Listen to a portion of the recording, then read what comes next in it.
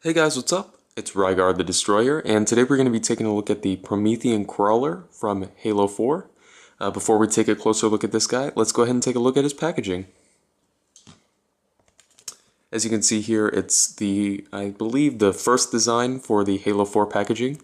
It's got I believe this is the artwork done for the front of Halo 4, if I remember correctly. And on the back, it's got the other figures that were in the wave, as well as the figures that were coming out. It seems strange that they have coming soon here for the figure that's actually on the packaging, but they do have that.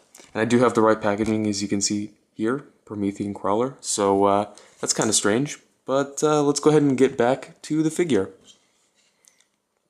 It stands about, let's see here, about 3.5 inches tall. That could be changed, of course, depending on how you pose it.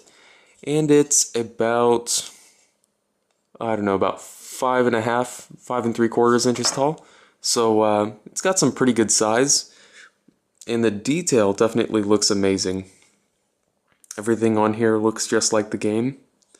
So that's really nice. And they did a fairly good job painting everything.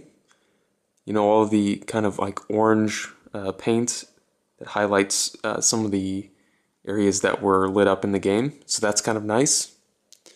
The articulation as well is it's all right. You know, it's kind of a strange design, so it's kind of hard to articulate, but I think they did a good job. It's got a ball joint here in the neck that lets it swivel back and forth as well as rotate. He's got hinged jaws on both sides, so that's cool. You can open them up or close them. So that's cool. He's got a ball hinge in the base of the neck. It's kind of stiff, and then you can rotate that as well. So you can really get a lot of posing done with the head and neck, so that's cool. He's got what appear to be double ball pegs in these front shoulders, so those give him a pretty good range of motion. He's got ball hinged, I guess these would be elbows or knees, I'm not sure. And it does rotate in the lower leg area. He's got another ball joint, or ball hinge, excuse me, in the ankle. And it doesn't have the best range of motion, but it does work for sure. And that is the same for both sides. And then he's got another gigantic ball hinge here in the chest that does rotate. And it gives him a really nice range of motion. So that's nice. Then he's got a ball hinge here. Let me move these legs out of the way so you can see. He's got another ball hinge here in the upper hip area. And then there's another one down here, and they both rotate. So this guy has the potential for a lot of range of motion in these hips, but sometimes they're a little bit awkward to, get positioned correctly. Then he's got a ball hinge here at the knee. I guess this would be a knee, I'm not really sure.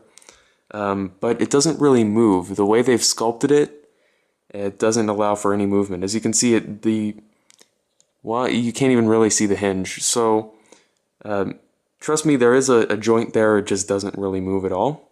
Then he's got ball hinged ankles again that do rotate in the foot and in the upper part of the lower part of the leg here. So for kind of a strange looking figure, they did a nice job of articulating it, and for the most part it works. As far as like picking this figure up, I would say it's probably worth it if you see it for a good price. It's not a huge character from the game. I mean, I guess they were featured a lot in the game, but definitely didn't stick in my mind as one of my favorites. But if it was one of your favorites, they did a nice job with it. So I would say he's probably worth picking up. If you have any comments or questions, just leave them down in the comment section below, and I'll see you later.